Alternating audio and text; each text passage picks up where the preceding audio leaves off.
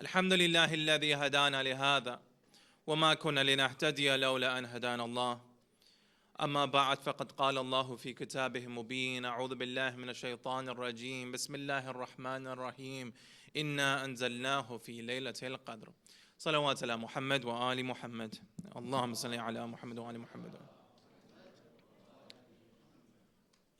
Alhamdulillah, we have had the tawfiq to culminate our time together and our series together, inshallah, in this second to last majlis, this penultimate majlis that we have, on the journey, on the procession, on, inshallah, the aim of the completion of the soul. When we look at the human soul, we've already gone through the previous factors, which we shall not repeat again.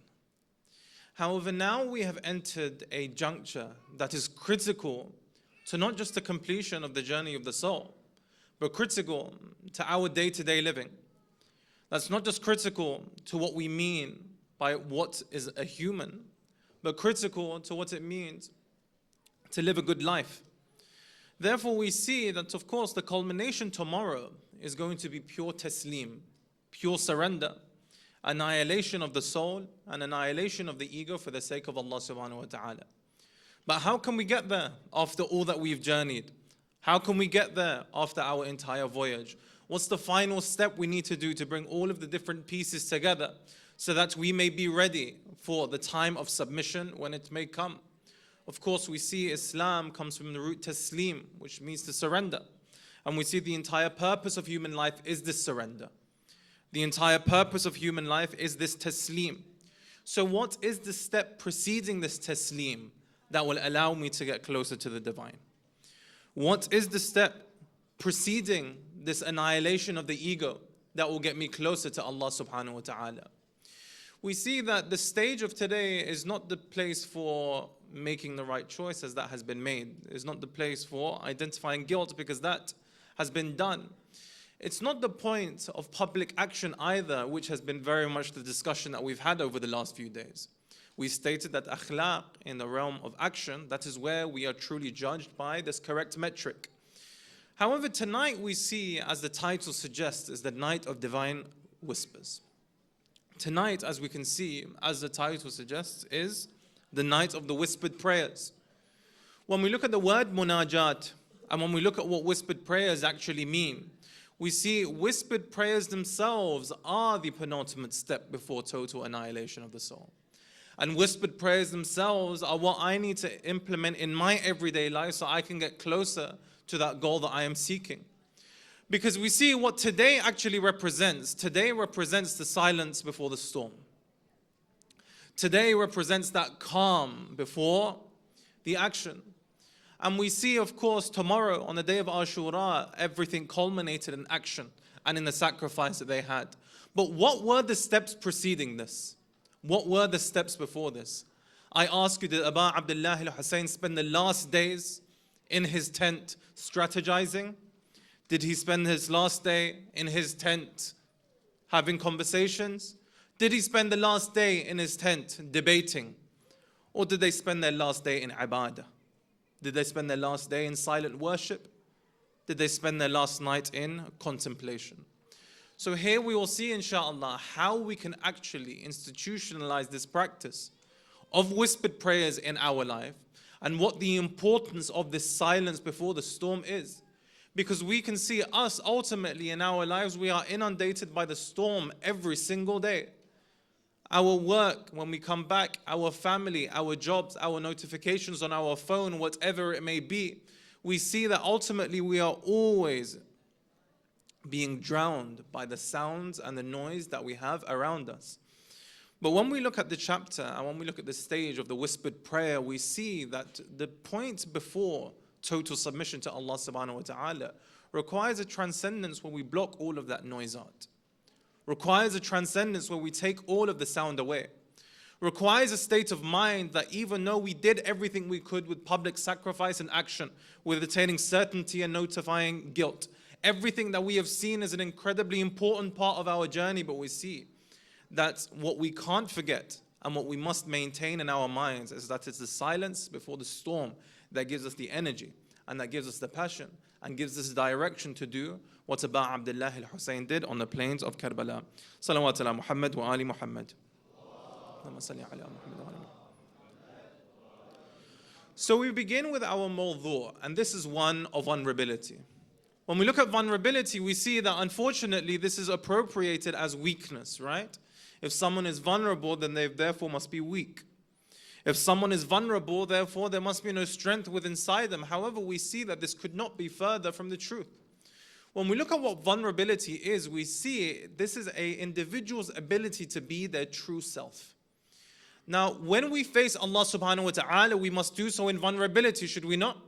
We see in our day-to-day life, we put a many myriad of masks on, do we not?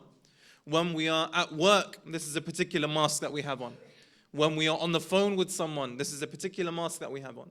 When we are with our children, this is a particular mask that we have on.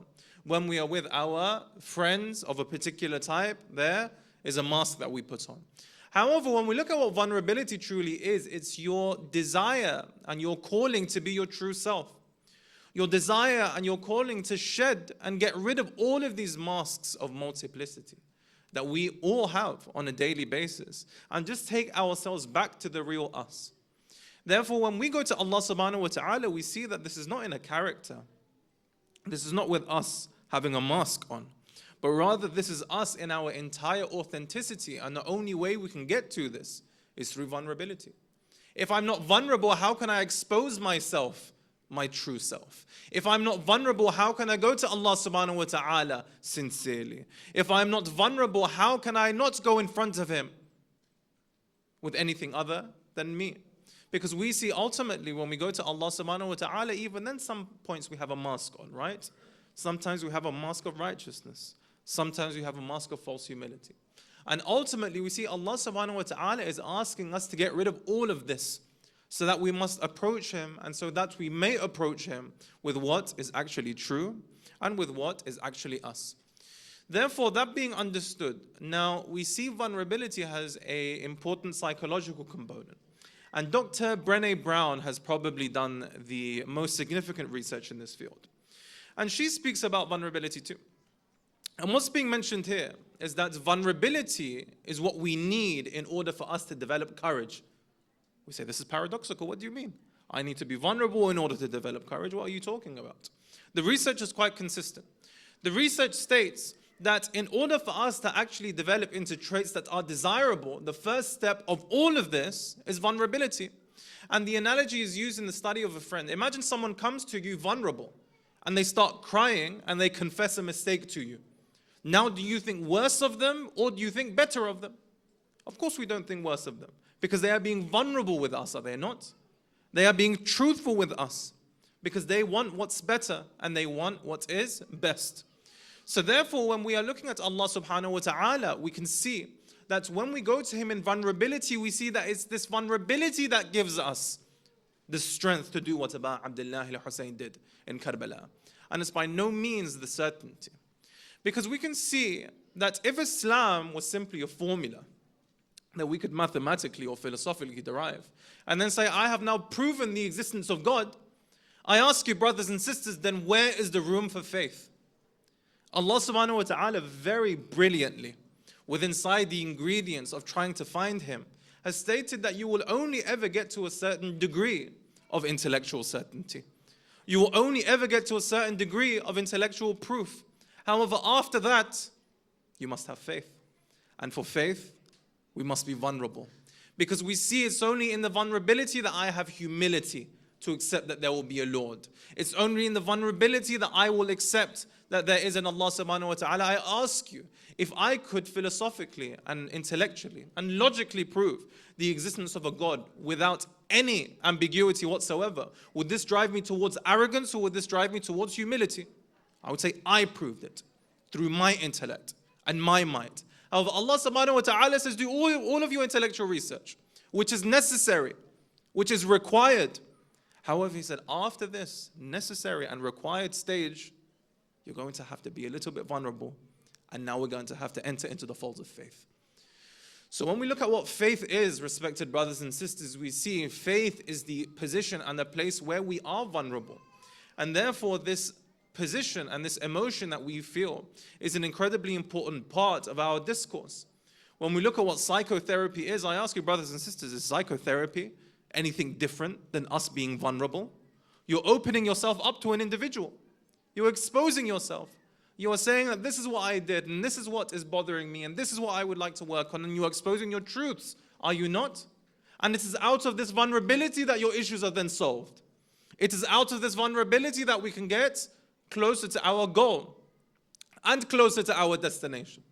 So when we look at our relationship with Allah subhanahu wa ta'ala, why would we say this would be any different? Why would this be anything other than vulnerability and humility in the position of arrogance and absolute certainty? So that being said, we see that our minds are geared towards this path of vulnerability, which takes us towards the certainty within faith and the certainty within this ambiguity. Now, I might not be right, but that's where we find depth. I might get hurt, but that's where we find meaning. We see the deepest things in our life, they're not driven out of certainty, but rather they are driven out of hope, and they're driven out of vulnerability. When you're in a relationship with an individual, when you look at your relationship with your friends, with your children, you see all of them are in vulnerability. That you could be hurt, you could be exposed, but nonetheless you see that the greatest reward you derive is from your relationship with them. Therefore, on that point and notion, we now bring ourselves to our parallel of Karbala. And we see in Karbala what was happening the nights before Ashura. What was happening before the massacre and the tragedy actually unfolded. What was happening on the 9th of Muharram. We see that the tradition suggests that Umar ibn Sa'ad at this particular point in time, he told his horsemen, he ordered his horsemen to approach the camp and the tent of Abu Abdullah al-Hussein. When we see the approach at the tent of Abu Abdullah al-Hussein, we see that he took a number of individuals with him. The tradition suggests that Imam Hussein was sitting in front of his tent and he had fallen into a light sleep. So his head was facing down and his sword was beside him. Sayyidah Zainab now hears the noise. Sayyidah Zainab now hears the incoming crowd. So she now awakens Imam Hussein and says that there is a group incoming.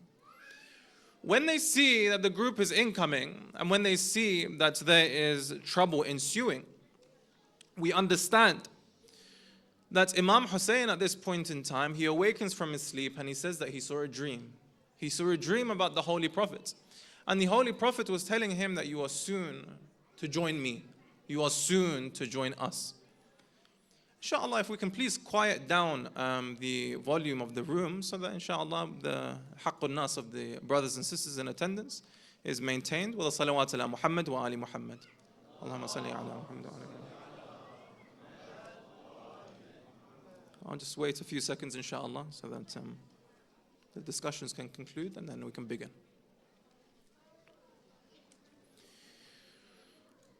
So we see the continuation of our tradition suggests that this envoy was coming and Abu Abdullah al-Hussein was there.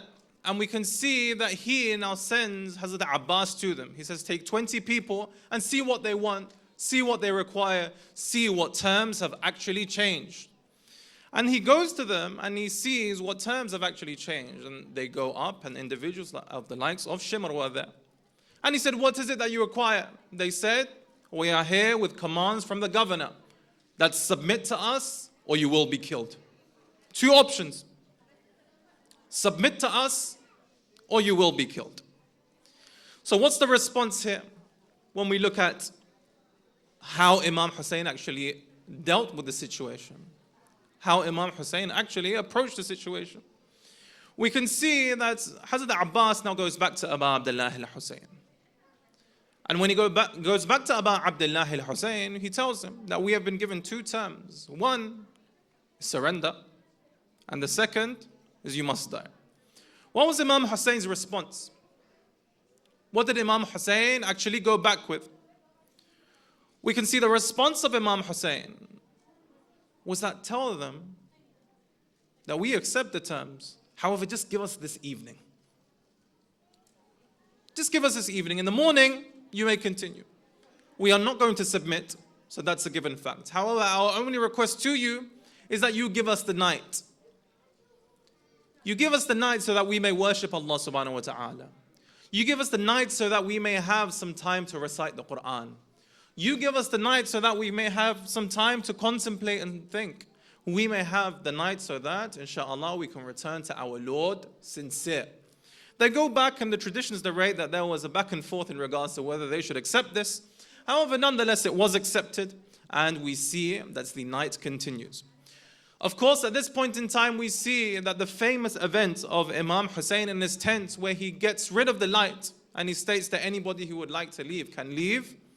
And now from this, we see the speeches of the companions, as we have mentioned over the last few nights. We see from Syed ibn Abdullah, when Imam Hussein stated that now you have no responsibility over me.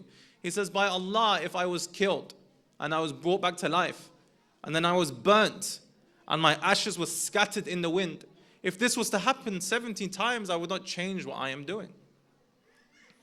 If this was to happen 70 times, it would not change my path whatsoever.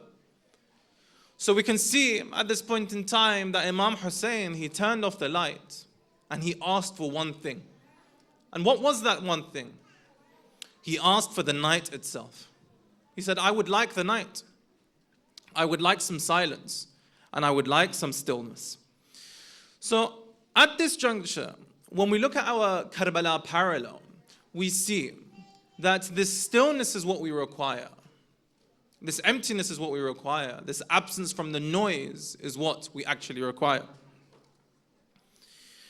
Now, coming back to the purpose of our story and coming back to the stage of the soul that we are currently in, we can see that I mentioned it's the whispers of the soul that we are currently at. We mentioned that it's the munajat that we are currently seeking. It's the vulnerability that we are currently yearning.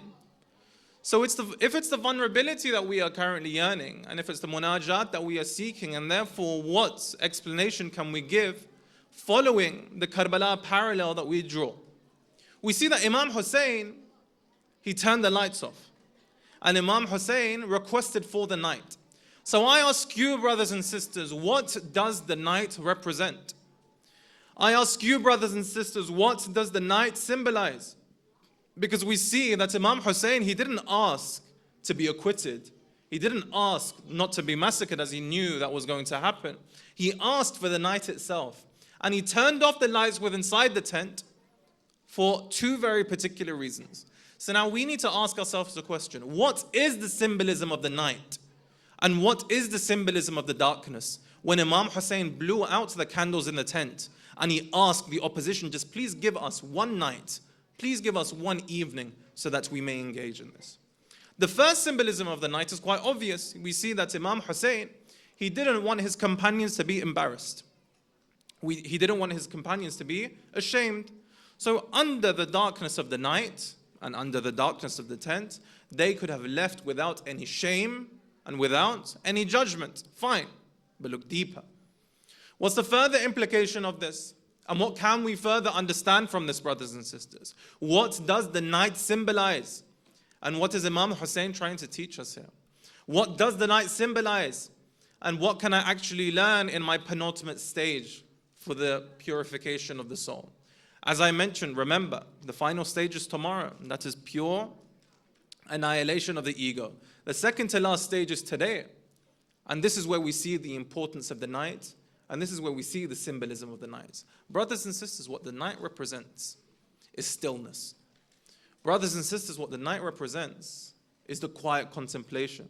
When Imam Hussein requested for a night, when Imam Hussein asked the enemy simply to give him the night, what was he actually offering his companions? As I said on the first notion, yes, he was giving them a card to leave. He said that there would be no judgment, there would be no difficulty, there would be no issue if you were to leave right now. However, the Quran tells us one thing. It's not the eyes that are blind, but the hearts. So he says that I would like to turn off the lights. This turning of the lights is now going to, inshallah, darken the eyes that we see through and brighten the eyes of our heart. Because it's only when we turn off the light around us, can we see the actual meaning. It's only when we understand contrast that we can see what's actually true. It's only when we understand what hot is do we understand what cold is. So Imam Hussein, in his attempts to turn off the lights and to use the night itself before Ashura, he is telling us that instead of you simply seeing through the eyes of your head, I would like you to start seeing through the eyes of your heart, and the only way to do this is to turn off the lights. The only way to do this is to invite stillness. The only way to do this is to take away all distraction. So therefore, to his companions, he gave this very beautiful invitation where he stated that this night is now giving you an opportunity to leave with no shame, with no judgment, or also is giving you an opportunity to shut off all of the noise that you have externally, to shut off the cries of the commanders, to shut off the difficulty of the hunger and the thirst that we have within inside us, to shut off all these external stimuli that I may have so that I can focus on the needs that I have internally. So what the night symbolizes, as I mentioned, brothers and sisters, is stillness. And what the night actually symbolizes is the introspection towards my heart. And we see that the introspection towards the heart is what allows us to get the truth. I ask you, brothers and sisters, was it not in the stillness of the night that the Holy Prophet went on Mi'raj? I ask you, was it not in the stillness of the night that Nabi Musa communicated with Allah subhanahu wa ta'ala? I ask you, was it not in the stillness of the night that Nabi Ibrahim looked at the stars and he stated that قُلْ هُوَ اللَّهُ أَحَدٌ, most verily, my Lord is one? Was it not in the darkness of the night that we see that the Quran itself was revealed, and it is a night that is beyond all others? إِنَّا أَنزَلْنَاهُ فِي لَيْلَةِ الْقَدْرِ. We see that it's the stillness of the night. We see that it's in the cancellation of the noise. We see that it's in the quietness of the night. And we see it's in the cancellation of the distractions outside us that we can truly find our meaning and truly find what we mean. When we look at what the day symbolizes noise. The day symbolizes action. The day symbolizes performance. The day symbolizes the opposite. However, when we look at the night symbolizes reflection. It symbolizes the truth itself. So the true test of truth is the night. And the true test of truth is the stillness that we find within the night. So when we look at our life, we see that where can we find this stillness? And how can we strive for this stillness? Because it's only in the stillness of the night that we can find what our heart actually desires. It's only in the stillness of the night that we can find what direction it is that we actually need to head in. And we can see that in our current day society and issues that we are currently posed with, we can see that unfortunately even religiosity is drowned with public acts of service. So for example, if someone wants to be religious, they very honorably volunteer. If someone wants to be religious, they very honorably would put a post on social media. If someone wants to be religious, we would see that there are all of these acts of religiosity which are all incredibly important. We are not negating the importance of the daytime, are we? However, as I mentioned, when it comes to the night, how sincere are we? When it comes to the stillness, how sincere are we?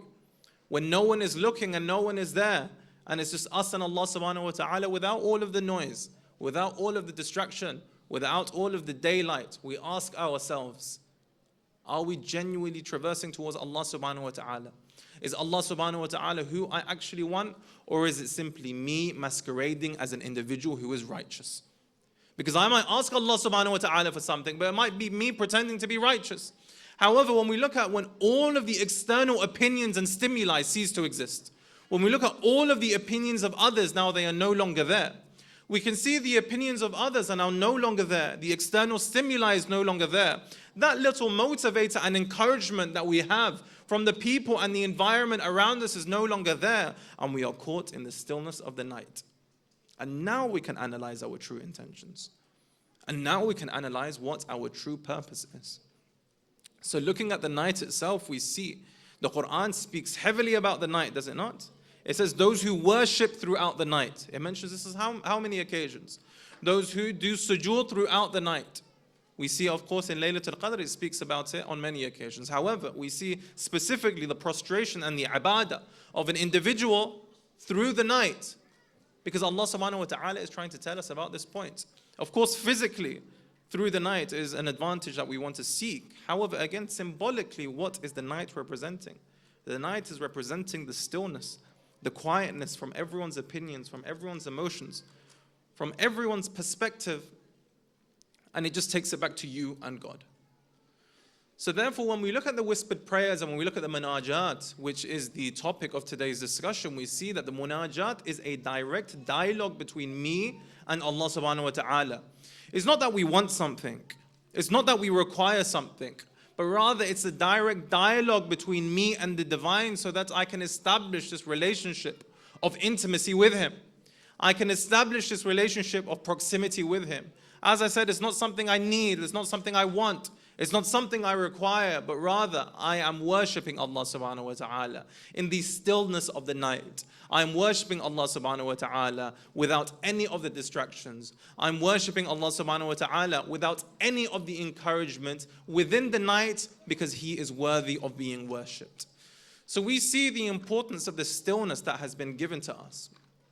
It's recommended time and time again in the Holy Quran, is recommended time and time again in the holy traditions that have been given to us by the Ahlul Bayt alayhim as-salam. And when we look, as I mentioned, the parallel of Karbala, they stated that the tent of Aba Abdullah al-Hussein, before the particular night of Ashura, they said, the traditions mentioned time and time again, there was a buzzing like that of the bees, the murmuring of ibadah, just the dhikr, just contemplation, just recitation of the Quran, no action, not for anyone else, not for any greater purpose, because they were given a free ride, were they not? You may leave. There's no expectation of you. We see that buzzing of the bees, that murmuring from the tent of Aba Abdullah al-Hussein. It showed us that in the stillness of the night, we truly find ourselves. It's in the stillness of the night that we find meaning. It's in the stillness of the night that we truly find identity. So understanding that point, we see that the concept of the night is very important in the religion of Islam. And we must ask ourselves now, how do I implement? What can I do to benefit from the concept of the night, to benefit from the concept of stillness? We see that there are times in our day where we can bring about this stillness, where we can bring about this concept of the night, so we can prepare our soul for a communion with the divine. So I can prepare my soul to meet Allah subhanahu wa ta'ala. So I can bring myself in a state, not out of public sacrifice, nor out of acts of ostentation, but rather I am doing this simply for the sake of Allah subhanahu wa ta'ala. Therefore, when I do something qurbatan illallah, we see that this is done and emphasized in the stillness of the night. And this is done and emphasized when all our distractions are taken away. So try to capture these moments of stillness in your night, brothers and sisters, where we see during the day, if you get a moment of silence and a moment of contemplation, capture it. During the night itself, we see that individuals who are engaged in Salat al-Layl, they will tell you that there is no greater pleasure than the prayer of Salat al-Layl. It feels like the entire world is asleep and there's only you and Allah subhanahu wa ta'ala. They will tell you that nobody else is there but me and my Creator. So we can see that we must make benefit and we must actually act upon this important part of our life, which is the night, which the Quran has touched upon and emphasized upon time and time again. And we can see we can benefit from it during the day when we take ourselves away from the noise. We take ourselves away from our day-to-day and we focus in silence and contemplation. And also during the night itself, for example, after the Isha prayer, stay on the prayer mat for another 5-10 minutes and simply embrace the stillness. Embrace the silence. Simply embrace the environment, because we see that before union with the divine, it was not strategy, as I mentioned, that filled the tent of Aba Abdullah al-Hussein.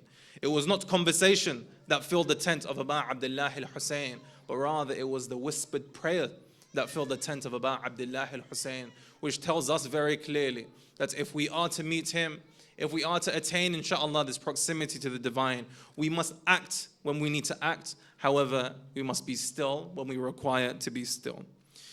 So we conclude our discussion there, and inshallah, on our penultimate night, of course, as I mentioned, we must try to bring ourselves in a frame of mind. We must try to bring ourselves in a stage of mind where we have gone through all the previous necessary steps. As I mentioned, I went through how many steps before this one? So this isn't an invitation just to negate action in its entirety. No. We already spoke about the importance of doing, and we already spoke about the importance of amal. However, sometimes we get too caught up in this. Sometimes we get too caught up in the doing, and we don't spend too much time in the thinking. Sometimes we get so caught up in the doing, we don't spend enough time in the contemplation and in the thinking. So therefore, what this night is, as we can see in the example of Aba Abdullah al-Hussein, is an invitation to contemplation, is an invitation to stillness, an invitation to silence.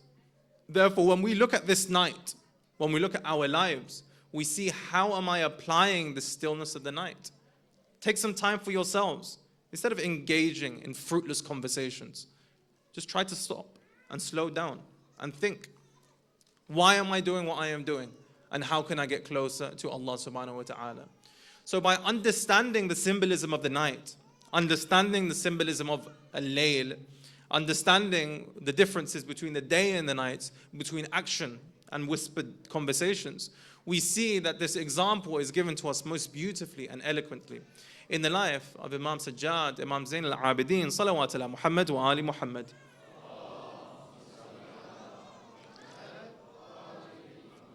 We see that Imam Zain al-Abidin had just witnessed the biggest monstrosity that could have befallen mankind. He sees the execution of his father, of his brother, of his uncle, of 17 members of his family. However, what does he produce from this? When we look at Imam Zain al-Abidin, we see that, of course, on a battlefront, Imam Hussein had, in their eyes, lost. However, we see the victory of Tashayyu', we see the victory of Islam through the works of Imam Zain al-Abidin. Imam Zain al-Abidin in the Sahifa al-Sajjadiyah, he writes to us these very important whispered prayers. Imam Zain al-Abidin in the Sahifa al-Sajjadiyah, he tells us that it is in these whispered prayers I maintained the essence of Islam.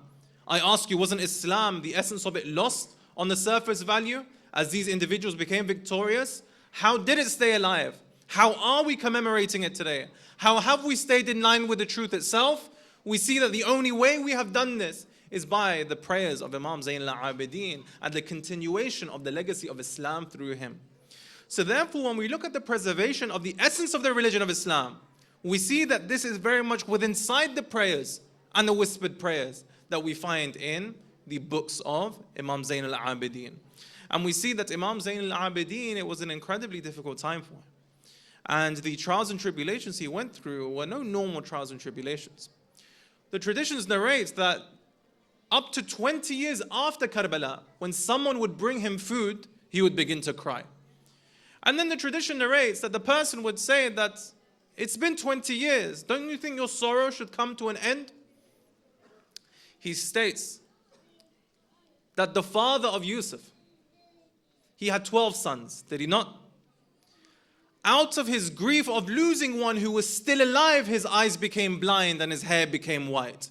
He said, I lost my father, I lost my brother, I lost my uncle, I lost 17 members of my family.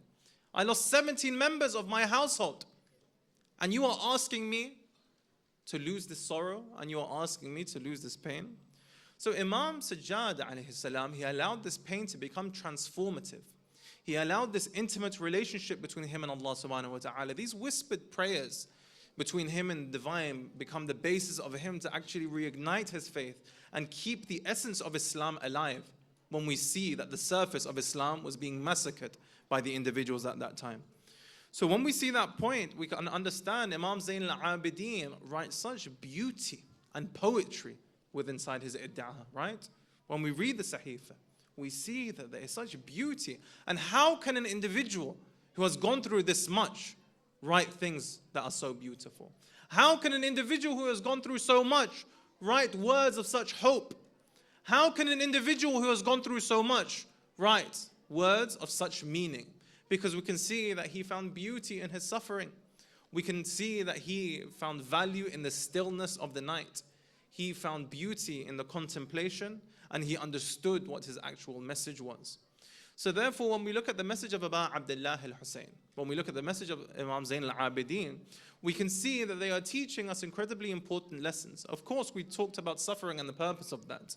However, now, inshallah, we look at the introduction and the importance and the seriousness of stillness, the seriousness of silence, the seriousness of taking a step back and just thinking and contemplating, the same way Aba Abdullah al-Hussein did before he knew the inevitable was going to happen. So we leave on particular questions, and that particular question would be posed in the following manner. When we look at our relationship with Allah subhanahu wa ta'ala, when we look at the Holy Quran that tells us that He is closer to us than our jugular vein, we ask ourselves the question, is this theoretical or is this very practical? Where it's mentioned that He is closer to me than my jugular vein, is this something that is theoretical? Or is this something that is practical? We see through the whispers, we are now communicating with Allah subhanahu wa ta'ala. We ask ourselves another question. Do I communicate with Allah subhanahu wa ta'ala as if He is something distant? Or do I communicate with Allah subhanahu wa ta'ala as if He is something close? He is telling me I am closer to you than your jugular vein. Therefore, whenever we call upon or talk to Allah subhanahu wa ta'ala, do we not call upon Him or talk to Him as if He is something distant, extra existential? We see it's outside of our understanding. However, He is telling us His proximity. And He is telling us that I know everything that you are thinking. All of your thoughts, all of your desires, all of your weaknesses. Everything that may be going in your mind, people may know you well, but I know you better. I am closer to you than your jugular vein. So if we speak to Allah subhanahu wa ta'ala as if He is far away, we can see that intimacy has not been attained and stage 9 of the journey of our soul has not been fulfilled. However, if we speak to Allah subhanahu wa ta'ala as if He is someone close, we are in dialogue with Him, we are being vulnerable to Him, we are opening up to Him, we see at that point in time we attain this intimacy that they had achieved in the tent of Aba Abdullah al-Hussein. At this point in time, they attained this stillness and tranquility that they had attained, where they were not questioning whether they should stay with Aba Abdullah al-Hussein. They were not asking themselves whether they should run. They were in absolute peace at Allah's will, and they had submitted to the will of Allah subhanahu wa ta'ala. Therefore, we ask Allah subhanahu wa ta'ala for the tawfiq to allow us to implement these moments of quiet and stillness in our life. We ask Allah subhanahu wa ta'ala to allow us to implement these whispered prayers that we can see in the books of Imam Zayn al-Abidin, and that we should come up with ourselves. That when we are in those moments of silence and moments of contemplation, we see it's in this silence and in this contemplation that the light can be found. We see light can't be found in a room where light already exists, right? We have to make everything dark. We have to make everything still. We have to make everything silent. And that's when we would surely start to see the truth for what it actually is. May Allah subhanahu wa ta'ala inshallah reward you all. Wa akhir da'wana walhamdulillahi rabbil alameen. Salawat ala Muhammad wa alihi at-tahirin.